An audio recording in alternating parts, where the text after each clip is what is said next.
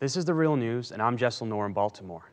On Sunday, 6 major world powers and Iran completed a deal that will ease sanctions on Iran in exchange for the halting of much of the country's nuclear program. It goes into effect next Monday. Meanwhile, the White House is clashing with Congress over attempts to pass additional sanctions against Iran.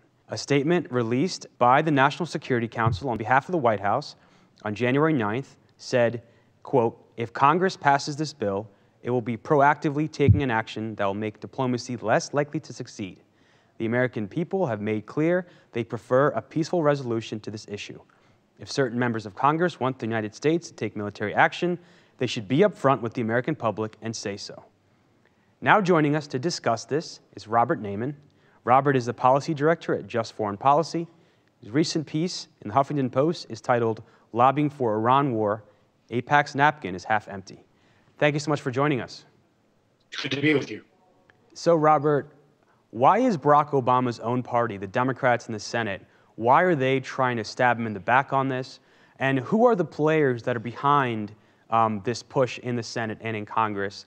We know AIPAC and the Saudis were two of the main forces against this deal ever happening. Well, first of all, it's very important to distinguish which Democrats in the Senate are doing what.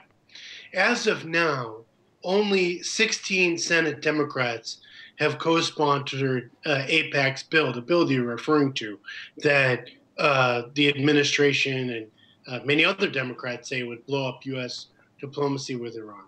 10 Senate Democratic committee chairs, led by Dianne Feinstein, who's head of the Senate Intelligence Committee, Carl Levin, who's head of the Senate Armed Services Committee, 10 Senate Democrats sent a letter to Majority Leader Reid saying, "Do not bring this bill to a vote. We oppose this bill. Please let us know of any plans to bring this bill to a vote because we oppose bringing this bill to a vote." So all Senate Democrats are not the same.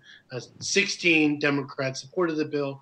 10 Senate Democratic leaders spoke out strongly on the bill. Other Democrats so far have, for the most part, neither spoken out against the bill nor have they signed on to the bill. Bernie Sanders publicly criticized the bill, said he wouldn't support it. Elizabeth Warren, as far as I know, hasn't spoken out on the bill per se, but in a hearing in the Senate Banking Committee, she strongly attacked the logic of the bill. So that's where we stand, is some Democrats in favor, some against, and the majority so far not speaking out publicly. Of course, the key Senate Democrat here is Majority Leader Harry Reid, who said that he has no plans to bring this bill to the floor. And there's a bit of a spin game going on by AIPAC and its friends to act like, it's the end of history if a majority of senators co-sponsor the bill and Harry Reid doesn't bring it to a vote. Of course, that's not the logic that Republicans use in the House. Like with the Senate's immigration reform bill, never considered by the House. So because the majority of House Republicans don't support it. So majority of Senate Democrats don't support this bill. There's no reason for Harry Reid to bring it to a vote. And this could never happen so long as Harry Reid doesn't bring this bill to a vote. And so supporters of this bill, they argue that it's necessary to ensure Iran complies with this temporary deal, which goes into effect next Monday. What's your response? Well, they also claim that they are actually trying to help President Obama put pressure on Iran. The Obama administration says, "No, you're not. You're not helping us. We don't want you to do this. How can you say you're helping us when you're doing something that we told you not to do?"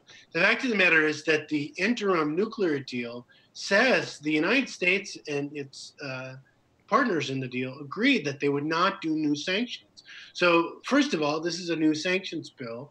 And so it clearly violates the basic idea of the deal, which is no new sanctions during the interim period where they're supposed to be negotiating the final deal. Secondly, the Menendez bill, the AIPAC Menendez bill, tries to tie the hands of the administration on a final agreement.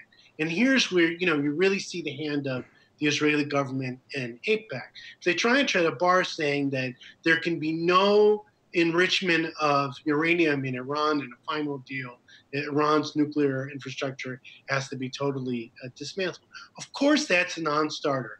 No serious person thinks that the United States can get a deal like that through diplomacy. The United States would have to invade and occupy Iran, replace the Iranian government with an unpopular government that doesn't respond to Iranian public opinion in order to get such a deal. So that is complete non-starter. So the supporters of this bill are being totally deceitful and pretending that their bill has anything to do with supporting diplomacy. It's totally the opposite. It's an attempt to blow up diplomacy. There's no reason for new sanctions now. The new sanctions now are 180 degrees opposite to the idea of the interim nuclear deal and the attempt to get a comprehensive deal. Robert Naiman, thank you so much for joining us. Good to be with you.